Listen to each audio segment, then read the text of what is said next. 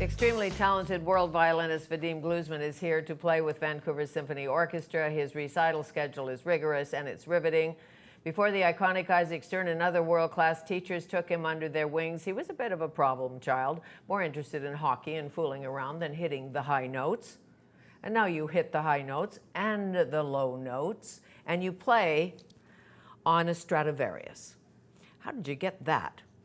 Well, this instrument is on loan to me from the Stradivarius Society of Chicago. It's an organization that sort of marries people who can afford those and those that can play them. Right. And do they call you up one day and say, "Hello, Vadim, we have a violin we'd like you to carry around," or how does it work? You are right. That's it. It was about 15 years ago, and I was playing my debut recital in Chicago, and they knew that I was in need of instrument. I had a beautiful fiddle from the America-Israel Foundation, which Isaac suggested that was lent to me, and for time being, it was a wonderful fiddle, but it did not quite project as much as I needed for sure. a concert stage. And people from the Strat Society came to my recital, and I guess they must have liked what they heard, because a month later, I came home after a concert tour, and on my message machine I found a message that this is so-and-so from the Stradivarius Society, and we have a violin for you. Would you please come to Chicago? And why this one, this particular one? It became available at that moment. It was Okay. the first violin that became available. A loan was finished to the person who played it before me, and I was offered the violin. So I flew down to Chicago. At that time, we lived in New York. And Suzanne Fushi, who still directs the society, she brings out this violin. She gives it to me. I start tuning, and I feel a very, very specific sensation that someone is looking at me from behind. You know, Yes. sometimes you feel it with your back. So a few seconds later, I can't stand it any longer, so I turn around, and right behind me on the wall, there is a huge portrait of Leopold Auer staring at me. I will never forget this moment. I mean, it was his violin for quite a while, and it was a very special experience. So it wasn't his ghost or anything, or his presence, We or don't was know, it? but there was his portrait. It's still there at the same room. Really, my violin, don't drop it. That's right. And I assume there's rules that come with this, Of course. which are, Well, first of all, I'm not to stick nails into the violin, Okay. at least not on Monday. okay. So today, That's a good. no nails for sure. But it's common sense. We have to protect the instrument. I have to see John Becker, who is one of the greatest violin restorers in the world, happens to live in Chicago. So it's a great convenience. I have to see him regularly, and he maintains the instrument in the best possible condition, and that's about it. And if another great violinist said to you, "Hey, Vadim, can I play a little tune on that?" That would not be possible. It's not allowed. No, So the only person who can really touch and play that is you, that's right. for now. Yeah. And you did that this morning so beautifully. You came in early. I don't know how we tricked you into You coming did in trick me. that early. My schedule said to be here at 8 in the morning, prompt. I I think I know. was late. It's okay. It's okay because Bach would approve. Tell me what you played and we'll hear it. Well, this is a piece that is part of my new recording on bis. The recording is called Partita, and this is a gavotte from Bach's Partita for Violin Solo Number 3. Okay, and the gavotte is It's a dance. it's a dance.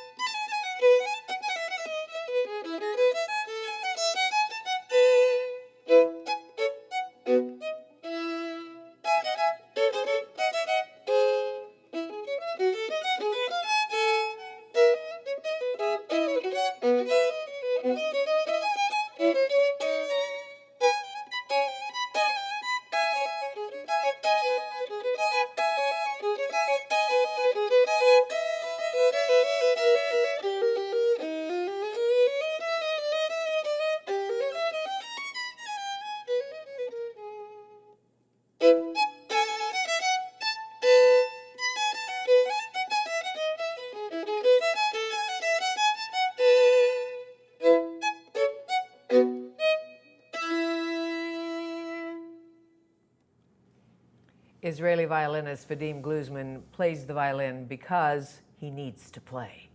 And now we know why.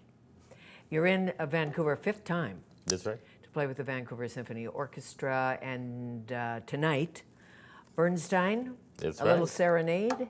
A little serenade. It's actually quite a big serenade. It's one of the greatest concertos of the 20th century. Unfortunately, it is underplayed. Perhaps because it is very difficult or because people don't pay too much attention. I really don't know exactly why. And Bernstein put it together when, the 50s? The premiere was in 1954. He wrote it for Isaac Stern. And Isaac premiered it together with Bernstein in Venice with the Israel Philharmonic, the orchestra that they both were so closely associated with.